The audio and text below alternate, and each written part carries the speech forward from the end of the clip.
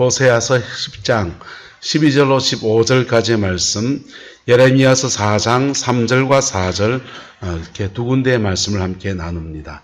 너희가 자기를 위하여 공의를 심고 인애를 거두라. 너희 묵은 땅을 기경하라. 지금이 곧 여호와를 찾을 때니 마침내 여호와께서 오사 공의를 비처럼 너희에게 내리시리라. 너희는 악을 바꿔라. 죄를 거두고 거짓 열매를 먹었나니 이는 내가 내 길과 내 용사의 많음을 의뢰하였음이니라. 예레미야서 말씀입니다. 여호와께서 유다와 예루살렘 사람에게 이와 같이 이르노라. 너희 묵은 땅을 갈고 가시덤불에 파종하지 말라. 유다와 예루살렘 주민들아, 너희는 스스로 할 일을 행하여 너희 마음 가죽을 베고 나 여호와께 속하라. 그리하지 아니하면 너희 악행으로 말미암아 나의 분노가 불같이 일어나 살아리니 그것을 끌 자가 없으리라.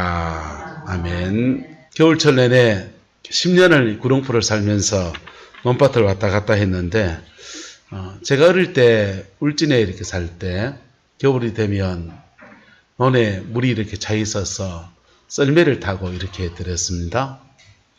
그래 낮에 썰매 타러 갔다가 그게 볏짚 위에 올라온 데가 있으면 숨구멍이 되잖아요. 거기 발기가 빠져가지고 양말 다 베리고 이제 그렇게 밤에 집에 들어오고 그 추억이 생각나서 여기 눌태는 어떻게 논에 물이 없어요. 겨울 동안에. 그러니까 우리 집사님들이 그렇게 얘기합니다. 요즘은 논에 물 안 됩니다. 이러더라고요.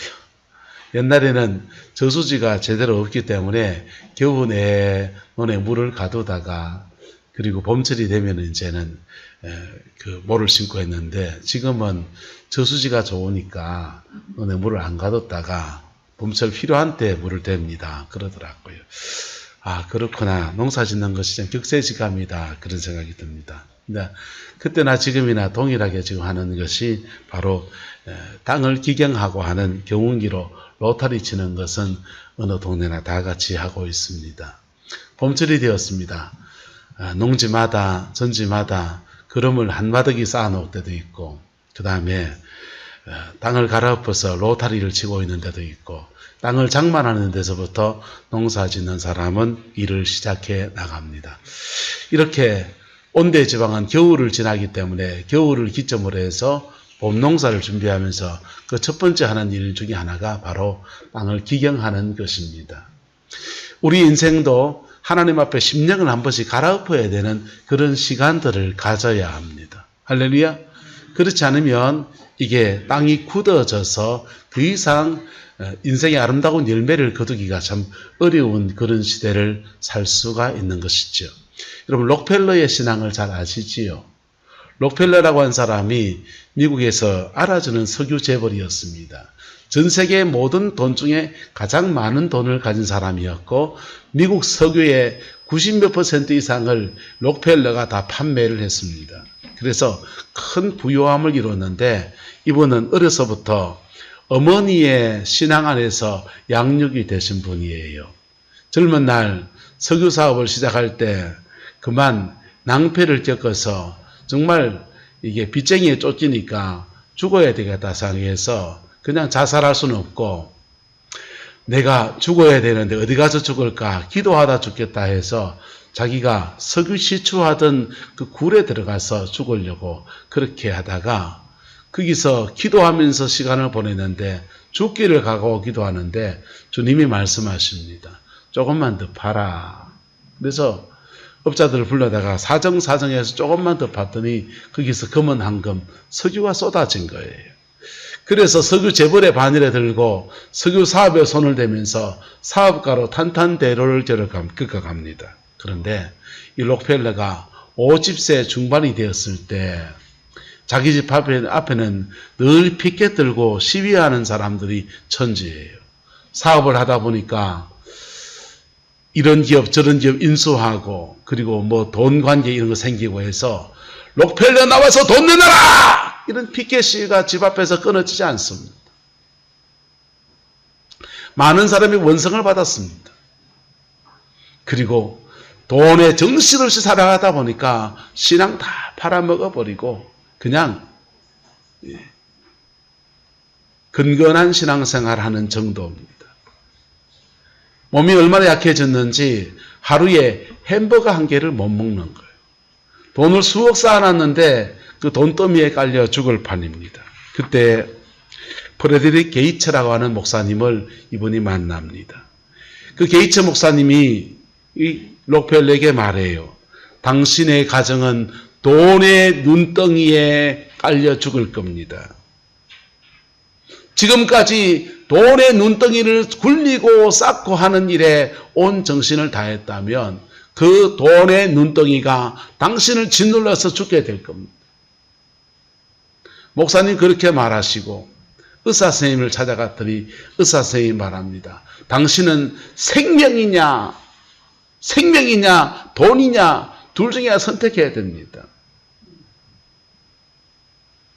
삶의 위기가 왔을 때 록펠러가 프레드릭 목사님의 말씀을 받고서 자신의 전 재산을 기증을 하기 시작합니다.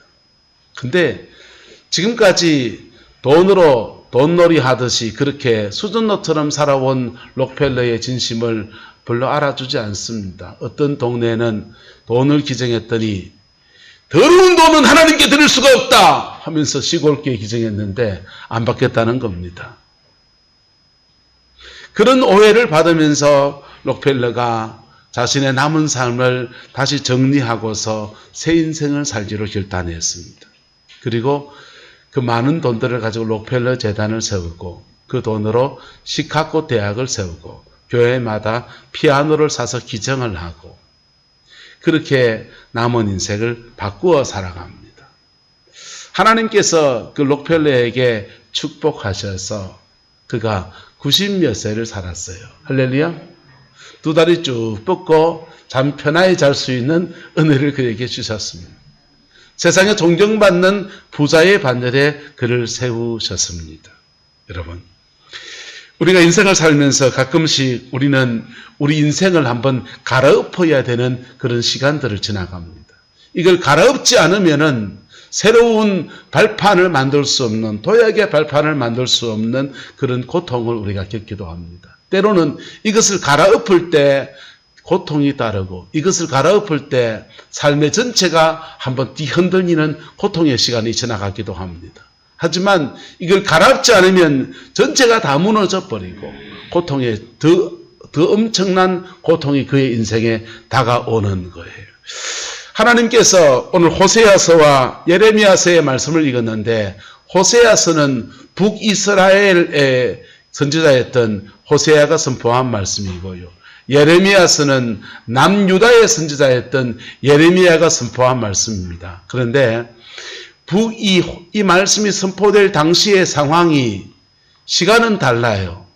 호세아 선지자가 더 앞에 있고 예레미야 선지자가 뒤에 있는데 이 나라 상황이 비슷합니다.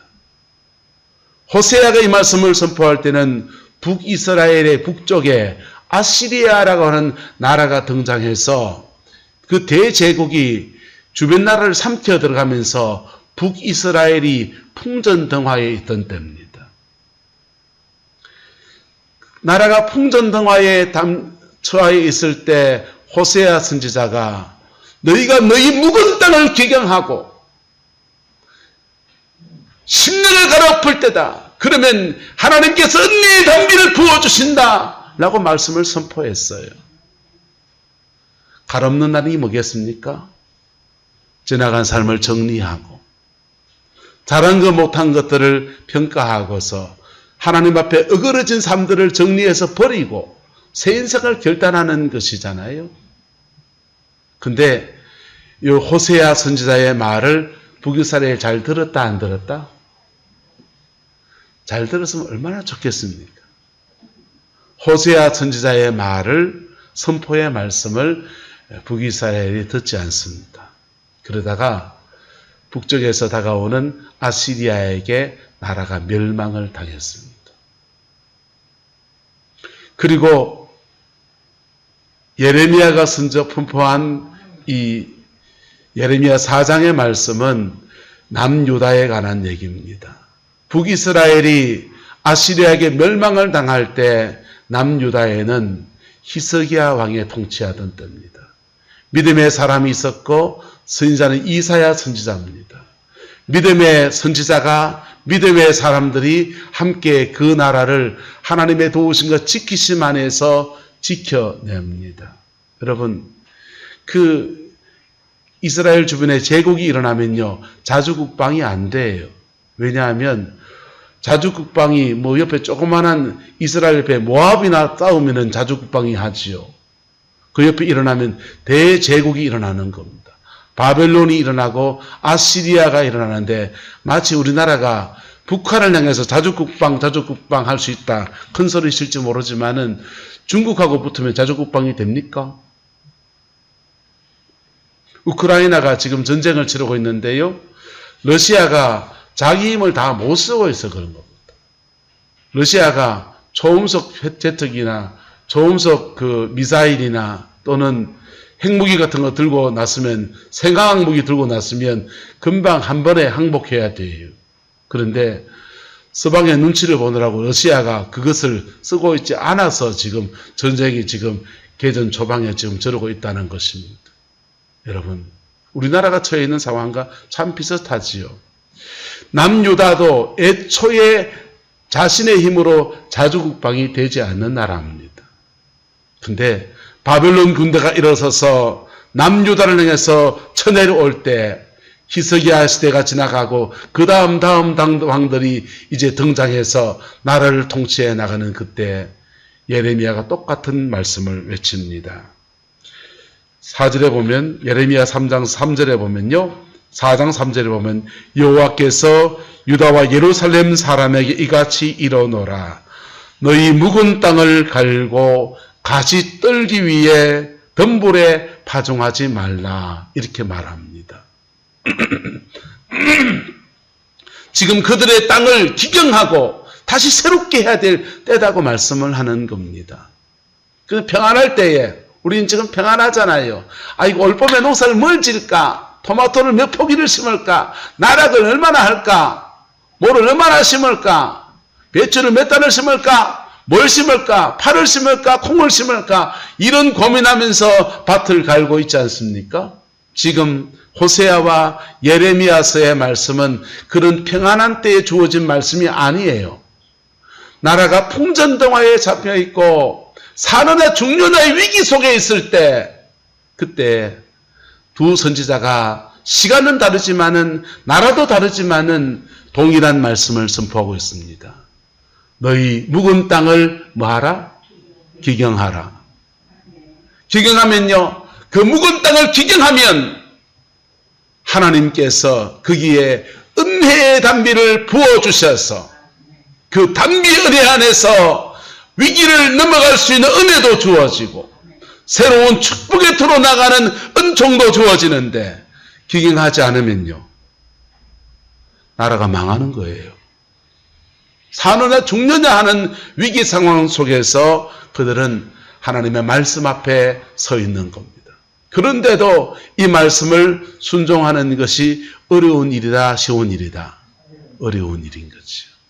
마치 록펠러가 자신의 생명이 다해가고 하루에 햄버거 하나 먹을 수 없는 그런 소화력과 불면증에 시달리고 자기 집 앞에는 피켓 뜨고 시위하는 수많은 사람들의 그 속에서 욕먹으면서 살아가면서 남은 인생을, 이 시한부의 생을 몇 개월밖에 못 산다고 의사의 말을 받으면서 목사님이 교회 건면합니다. 당신은 돈의 눈덩이에 눌려서 죽을 거다. 사느냐 죽느냐다. 그때 그는 자신의 인생을 새롭게 갈아엎기로 결정한 거예요. 그게 저와 여러분의 인생 가운데서 또한 이루어지게 되기를 예수님의 이름으로 축복합니다. 여러분, 예수 믿는 신앙이라고 하는 것은요, 그냥 예수 안에서 내 천당 가고 뭐 종교적인 안위를 얻는 그런 정도의 문제가 아니에요. 예수를 믿는 것은요, 사느냐 죽느냐에 달려 있는 겁니다. 예수를 믿는 것은 우리의 생명과 삶의 자리 안에서 하나님이 회복을 받느냐 못 받느냐를 결정해 나갑니다. 제대로 믿음 생활하게 되면 그 믿음 안에서 하나님은 우리의 심령 안에 말씀의 씨앗을 심어주시고 그 말씀의 씨앗이 우리 인생 가운데 자라날 때 우리의 삶에는요 하나님이 주는 두 가지 축복이 주어지는데 따라합시다. 생명과 풍성입니다. 할렐루야. 예수를 믿으면 첫 번째 주어진 은혜는 생명의 축복이에요. 예수의 생명이 내 생명 안에 들어와서 사망 권세는 우리의 생명이 변화되어서 예수 생명으로 살아갈 수 있는 놀라운 은혜가 주어지는 것. 이 생명 때문에 죽음이 우리에게 왔을 때도 우리는 죽음을 넘어가서 영생의 축복으로 나아가는 은혜가 주어지는 겁니다. 그 생명이 우리 속에 들어오면요 우리가 그것을 느끼는 분도 있고 안 느끼는 분도 있어요. 근데요 그 생명이 우리 안에서 역동하기 시작하면요 생명력으로 작동합니다. 뭘로 작동한다고요? 생명력으로. 우리 사람들에게 말합니다. 저 사람은 생기가 있다. 저 사람은 생기가 없다. 네? 생명력이 강한 사람이 있고요. 생명력이 약한 사람이 있잖아요. 우리 안에서 예수 생명이 들어오면 우리 안에서 생명력으로 작동해요. 이 생명력은요. 우리가 인생을 살아가는 중에 우리의 생명 안에서 하나님의 생명력으로 함께 우리 인생을 살아가는 힘이 되어주는 거예요. 할렐루야. 그 생명력으로 살아가기 시작할 때 우리의 삶에는요 주님이 주시는 풍성이 오는 거. 주님이 주시는 풍성이 와서 건강의 축복도 주고요. 물질의 축복도 풀어지고요. 자녀의 형통의 삶도 그렇게 주어져요. 그게 이루어진 게 바로 이민족 역사잖아요. 1950년대 6.25 전쟁을 치르고 전쟁의 잿더미에서 이민족이 일어서야 됐습니다. 전쟁의 잿더미에서 아무것도 없는 상황에서 일어서야 되는데 뭐가 있습니까? 밀가루 부대기 얻어먹는 거 하고요. 여러분 미군 부대 우유 먹어봤습니까? 미군 부대 가루 우유가 나오는데요. 그 가루 우유를 뜨거운 물에 타면 기름이 약간 동동 뜹니다. 그거를 그냥 먹으면 맛이 없고요. 소금을 한 술 다 타가지고 먹으면 얼마나 맛있는지 몰라요. 그거 타가지고 그렇게 먹는 처지에 나라에 무슨 재화가 있습니까? 산업 기반이 있습니까? 아무것도 없는 나라였잖아요. 그런데 산에 올라가서 부르짖어 기도한 그때에 하나님이 길을 내셔서 은혜의 단비가 부어지면서 길을 내셔서 이 민족이 세계 굴지의 지금 나라로 성장하게 되었어요. 문제는 한 번씩 땅을 뭐 해야 된다? 갈아엎어야 된다고요. 한 번씩 뭐 해야 된다고요? 갈아엎어야 된다고. 장로님 맞지? 네. 전지를 장만할 때는 돌을 캐내고 온갖 일을 다 하려고 땅을 장만해 놓지만은 새로운 작물을 심으려 할 때마다 고비고비마다 한 번씩 땅을 갈아엎어야 돼요. 그 갈아엎을 때 시간이 걸리고 에너지가 들고 그거 하는 동안에 다른 일을 못하니까 우리를 힘들게 하지만은 그 갈아엎지 않으면은 소출이 점점 더 줄어드는 겁니다. 근데 그 갈아엎을 때 제대로 갈아엎으면 하나님의 축복하심 안에서 새로운 은총의 역사로 나아가는 은혜가 주어지는 거예요. 여러분 이스라엘 백성들은 완악해서 그런지 이 사람들은요 그 위기 상황 안에서 아시리아가 쳐내려오고 바벨론이 쳐내려오고 그리고 그걸 어떻게 해서 자주국방할 수 없는 그런 상황 안에서도 그들의 인생을 갈아엎고 하나님밖에 도우시는 자가 없는 그 상황에서도 하나님 앞에 자신의 삶을 돌아보지 않다가 하나님이 그들에게 주기 원하지 않는 그 슬픈 결말 나라가 망하고 아시리아에 끌려가고 바벨론의 포로 생활하는 고통의 시간으로 갔어요. 그런데요 믿음 안에서 저와 여러분에게 권합니다. 우리는 지금 사순절 주간을 지나갑니다. 의도적으로 여러분의 인생을 갈아엎는 하나님 앞에 믿음의 결단을 하는 그런 여러분 되시기를 예수님의 이름으로 축복합니다.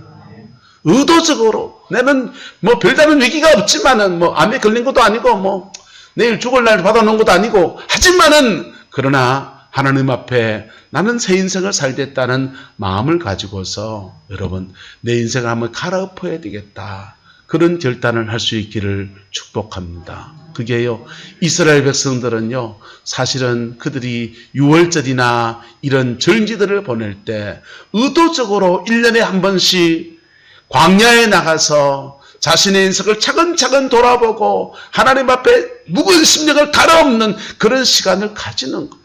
근데 그것을 종교적으로 지나가는 날짜로 지켜버렸기 때문에 갈아엎어지지 않는 심령 안에서 그들의 인생에 위기가 오고 그 무너지는 때에 속절없이 무너져 버린 겁니다. 할렐루야. 저와 여러분들 안에서는 믿음 안에서 내 인생을 새로 출발하는 아름다운 은혜와 사랑의 역사가 부어지게 되기를 예수님의 이름으로 축복합니다. 여러분, 믿음 생활하시면서 하나님 앞에 성경을 얼마나 읽어봤습니까? 믿음 생활하시면서 하나님 앞에 기도를 얼마나 해봤습니까?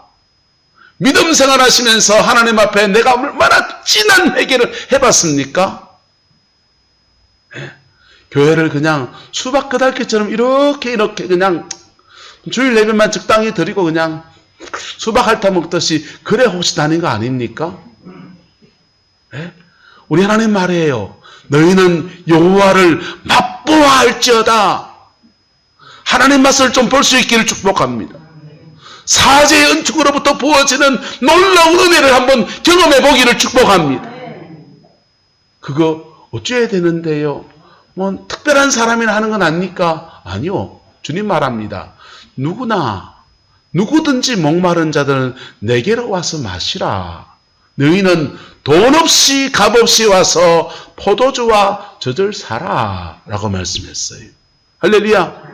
만약 우리가 이렇게 우리의 인생을 갈아엎는 시간들을 의도적으로 가지지 않으면 하나님이 그렇게 가지도록 허락하실 겁니다. 그렇게 해야만 하는 그런 상황들을 하나님이 허락하실 수 있어요. 왜요?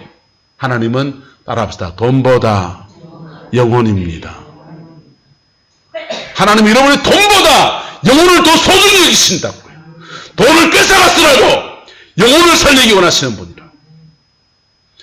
따라서 건강보다 영혼입니다. 건강을 쳐서라도 영혼을 살리기 원하시는 분이라. 그래서 육체의 인생의 낮아짐의 시간, 하나님의 얼굴을 구할 수밖에 없는 그런 상황으로 내몰아갈 수도 있습니다.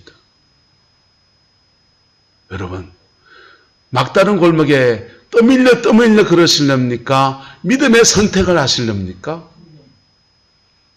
예. 한번 따라합시다. 말로 할 때 들으시다. 하나님이 말로 하실 때 있어요. 말로 하실 때 있어요. 그때 우리가 절저 순종하면요, 그 애꿎은 고생을 덜 하는 거예요.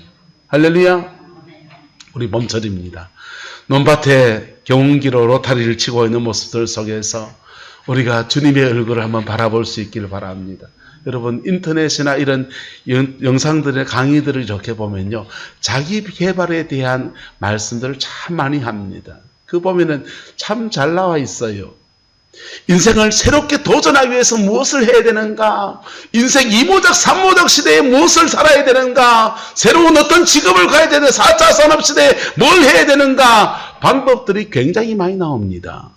그런데 예수 믿는 사람들의 믿음의 방법은 그거와 달라요. 예수 믿는 사람은 새로운 지식을 하나 갖추고 시대에 적응하는 새로운 적응력을 하나 갖추고 이런 문제가 아니에요. 예수 믿는 사람들은 인생의 고비 앞에서 십자가 밑에 다시 나를 돌아보는 거예요. 할렐루야. 십자가 밑에 나를 돌아보는 거라. 인생을 새로 살기 위해서 나는 돈을 1억을 모아야 되겠다. 세상에 가서 하세요. 인생을 새로 살기 위해서 우리는 피 묻은 십자가 앞에 다시 서야 돼요. 할렐루야. 인생을 새로 살기 위해 난 컴퓨터를 배워야 되겠다. 배우기 오면 저한테 와서 가르쳐 드릴게요. 그런데 컴퓨터를 배울 문제가 아니에요. 예. 나는 내 인생을 새로 살기 위해서 해외여행하면 쫙 한번 가보겠다. 제주도를 10번을 가보고 내 인생 버킷리스트로 대한민국 전체를 한번 캠핑카를 한번 해가지고 저 전라도에서부터 강원도 저기까지 한번 다 찍고 와서 맛집을 다 찍어보겠다. 여러분 그거 경험을 새로 쌓는 거고, 여러분 인생을 갈아엎는다고 하는 것은 그런 게 아니에요. 인생을 갈아엎는다는 것은 피 묻은 십자가 앞에서 다시 나를 돌아보고 다시 나를 새롭게 하는 거기에서부터 시작이 되는 겁니다. 할렐루야. 사람이 바뀌지 않은데 무엇을 새로 취하면 무슨 소용이 있으며, 사람이 바뀌지 않는데 돈을 가지면 무슨 소용이 있으며, 사람이 바뀌지 않는데 겉모양으로 뭘 취득하려면 무슨 소용이 있습니까? 근데 피 묻은 십자가는 사람을 바꾸는 거예요. 인생을 바꾸는 거라고요. 그래서 그렇게 바뀌어진 십자가 앞에 서는 사람들은 그 십자가를 통해서 새 인생을 사는 출발점에 서는 은혜가 그에게 주어지는 겁니다. 여러분 지나간 인생의 열매가 무엇이었습니까? 그 좋은 열매들이 맺혀졌는데 지금은 잘 맺히지 않는 것이 있습니까? 여러분 갈아엎으십시오. 갈아엎고 거기서 새로 출발하는 겁니다. 하나님은 그 새 출발의 계기들을 강단의 말씀을 통해서 우리에게 도전하심으로 주십니다. 할렐루야.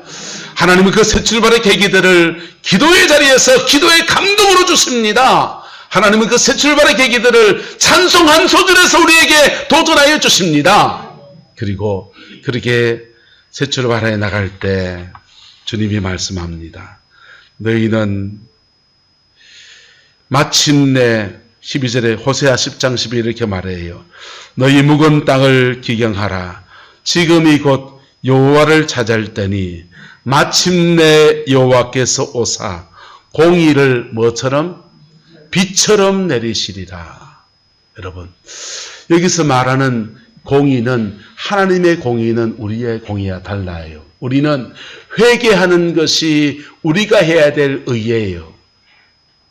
우리는 용서하는 것이 우리가 해야 될 하나님의 의 앞에 나가는 거예요.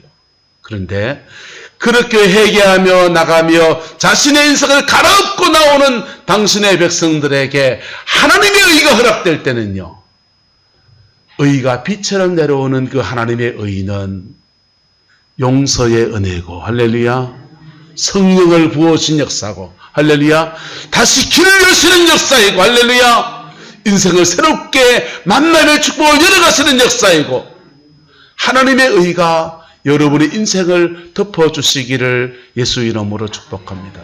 나한테 은혜를 많이 받았는데, 내가 얼마나 은혜를 받았는데, 존중합니다. 축복합니다. 근데요, 저도 은혜 꽤 많이 받았습니다. 근데요, 그 은혜라고 하는 것이 우리의 삶에 영적인 유효기간 같은 게 있어요. 은혜가, 그때 받은 은혜가 10년째 울거먹을 수 있는 게 아니고요. 어느 시간 지나면 우리가 세상 속에서 조금씩 따라지고 조금씩 무뎌지고 그래 되어지는 거예요. 그래서 가끔씩 갈아엎어야 되는 겁니다. 뭐 해야 된다고요? 갈아엎어야 돼요. 조금씩 갈아엎어야 돼요. 네. 갈아엎을 때 주님이 다시 은혜를 물같이 쏟아줄 뿐 아니라 그 은혜 아래에서 하나님의 생명력을 우리에게 주셔서 그 생명력 안에서 내 주어진 삶을 승리하며 살아갈 수 있는 은총으로 이끌어 주십니다. 창세기를 수요일 날 강의를 하고 있는데요. 아직 에덴 동산을 못 끝났습니다. 이제 5분 주간 이제 쫓겨나는 걸로 이제 에덴에 나올 것 같은데요. 그 에덴의 말씀을 보면 너무 감격스러워요. 에덴에서는 하나님이 3가지 축복의 말씀이 있습니다. 한번 따라합시다. 생육하라, 번성하라, 충만하라. 생육하라, 번성하라, 충만하라. 이게 에덴의 축복의 말이에요. 근데 에덴의 사명의 말도 있어요. 따라서 정복하라, 다스리라, 지키라. 이 6가지 문제. 생육하라, 번성하라, 충만하라, 정복하라, 다스리라, 지키라. 요게 우리의 삶에 하나님이 풍성함을 주었을 때 주어지는 6가지 모습입니다. 주님이 저 같은 목사에게 생명과 풍성을 주시면, 저 같은 목사에게 풍성을 주시면, 사명자에게 풍성을 주시면 하나님 무슨 은혜가 주어지냐? 따라합시다. 정복하라, 다스리라, 지키라. 사명 안에서의 풍성한 역사가 그래 주어져요. 그런데 그 사명이 아닌 사람들에게 하나님이 풍성을 주실 때는요, 생육하라, 번성하라, 땅에 충만하라 이래 주는 거예요. 하나님이 그의 풍성함을 줄 때는 어떤 사람에게 돈을 주시는 게 풍성이에요. 어떤 사람에게는 사명의 길을 열어주는 게 풍성이에요. 그런데 그렇게 물질의 축복도 받고 사명도 받을 수 있지만은 그게 시간이 지나가면 받은 물질 안에서 우리가 무뎌진다고요. 목회지 안에서 사명을 감당하면서 말씀을 전하고 찬양하고 그러면서 목사인 이 심령도 무뎌진다고요. 그래서 가끔씩 뭐 해야 된다고요? 갈아엎어야 되는 거예요. 할렐루야. 그게 갈아엎어져야 돼요. 한 번씩 갈아엎어져야 돼요. 그래서 이게요, 좋은 목사님들은 그래서 1년에 2번씩 금식 기도도 가고 스스로 하나님 앞에 자신을 갈아엎는 그런 시간을 가지는 거예요. 똑같습니다. 봄철 맞아서 농사 짓는 농부들이나 우리 인생을 살아가는 저와 여러분들이나 우리가 사순절이라는 이 계기를 통해서 여러분의 영혼을 갈아엎는 그런 시간으로 하나님 앞에 나아갈 수 있기를 축복합니다. 용서가 안 되는 것이 있으면 그 제목을 놓고서 이 사순절 동안에 새벽에 기도의 단을 쌓으면서 또는 낮에 와서 기도해 줬습니다. 어느 시간을 정했었든지 하나님 앞에 용서라고 하는 그 제목을 붙들고 기도하며 나가보십시오. 그러다 보면요, 내 심령이 갈아엎어지는 축복의 역사를 누립니다. 회개가 안 되는 고질적인 내 죄성에, 습관적인 죄성이 있으면 그걸 놓고 기도하며 나가면서 하나님 앞에 그 갈아엎는 거예요. 갈아엎으면서요, 하나님은 그 갈아엎는 과정 안에서 전혀 새로운 인생의 선물을 주기도 합니다. 조영기 목사님의 간증이 이런 간증이 있습니다. 말씀을 전하는 중에 군사님하고 상담을 했습니다. 그 군사님이 교통사고를 당해서 다리가 한 10cm 짧아요. 한쪽 다리가. 쇠를 넣고서 다리를 잘라서 이어붙이다 보니까 10cm 자른 다리를 가지고 살아갑니다. 쩔뚝합니다. 그래서 조 목사님이, 그 권사님이 믿음의 도전을 해요. 권사님, 그 아픈 데 놓고 기도하세요. 권사님이 그래요. 목사님요, 근데요, 쇠도 길어집니까? 기도하면은. 뼈는 길어진다 치고 쇠도 길어집니까? 쇠가 길어질지 뼈가 길어질지 나는 모르겠지만은 하나님께 기도하면 하나님 무슨 수를 낼 겁니다. 권사님이 이 제목을 붙들고 기도합니다. 내가 같으면 기도 한번 해주고 할 것 같은데 어쨌든 기도합니다. 근데 몇 달을 기도를 하는데도 이 다리가 안 길어지는 겁니다. 어느 날 지성전에 예배드리고 목사님은 이제 여의도 성전에서 예배하니까 말씀을 전하고 예배하고 기도 시간에 선포했습니다. 목사님이 감동이 와서 그냥 무심결에 선포했습니다. 오늘 다리가 짧은 사람이 있는데 그 다리가 하나님의 은혜로 길어졌습니다. 할렐루야. 길어져서 손 드십시오. 하는데 아무도 손을 안 듭니다. 넘어갔어요. 근데 지성전에 예배드리는 그 자리에서 권사님이 그 말씀을 믿음으로 딱 붙듭니다. 내 다리가 기다렸다! 그러니까 주변 사람들이 와 진짜가 하면서 다 보는데 보니까 쩔뚝 그대로 옵니다. 가족들은 어머니요 제발 그러지 마세요. 너무 사스러워 죽겠어요. 근데요, 그리고 하루 쪽팔리는 시간에 지나고 집에 가서 한숨 주무시고 아침이 돼서 보니까 다리가 길어진 겁니다. 그래서 다리가 길이가 똑같아졌어요. 그런데 다리가 길어진 게 문제가 아니었습니다. 다리 때문에 기도하다가 이 권사님에게 하나님이 새 힘을 주시는 제2의 인생을 사는 은혜를 주셔서 하나님 안에서 건강한 몸 가지고 주의 일 감당하면서 인생 이모작의 시대를 열어가는 그런 은혜가 그에게 주어지더라라고 하는 것입니다. 여러분, 여러분의 인생에 지금 어떤 위기가 있습니까? 바로 지금이 인생을 갈아엎을 때입니다. 여러분의 인생에 나는 더 풍성한 지금과 다른 더 다른 인생을 살기 원한다. 바로 지금이 여러분의 인생을 갈아엎을 때입니다. 나는 물질이나 이런 모든 것들은 다 안정이 되어 있는데 내 영혼의 갈증을 한번 해결해 보고 싶다. 지금이 여러분의 인생을 갈아엎을 때입니다. 할렐루야.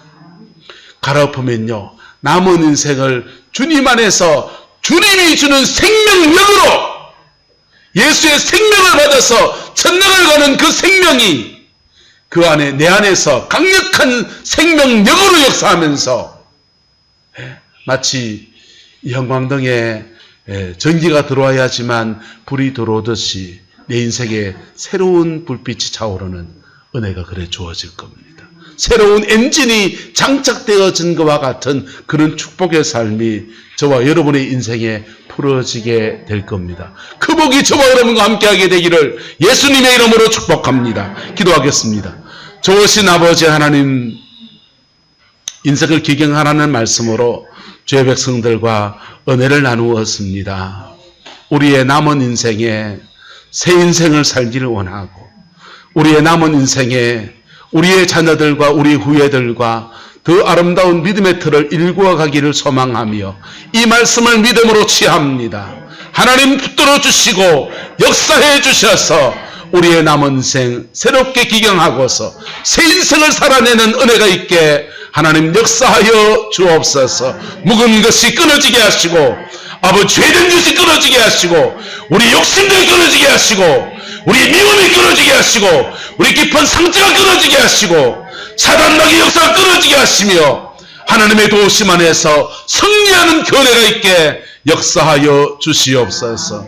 우리의 자녀들과 아버지 우리의 속한 사람들을 위해서 하나님 내가 믿음의 서기로 결단합니다. 하나님 축복하여 주시고 성령님 인도하여 주셔서 기도하는 중에 말씀 앞에 서는 중에 찬송하는 중에 인생이 갈아엎어지는 은총으로 주장하여 주옵소서. 여호와께서 함께해 주시기 원합니다. 지금은 우리 구주 예수 그리스도의 은혜와 우리 하나님의 그 크신 사랑과 성령 하나님의 내주교통 역사 충만하신 역사가 오늘 믿음으로 예배를 드리며 주 앞에 내 심령을 기경하고 옥토로서 주의 말씀을 바로받고 말씀 앞에 자라기로 결단하는 성공의 모든 성도들 위에 가정과 삶의 모든 자리들 위에 자녀 손들 위에 지금부터 영원토록 함께 계시기를 간절히 축원하옵나이다.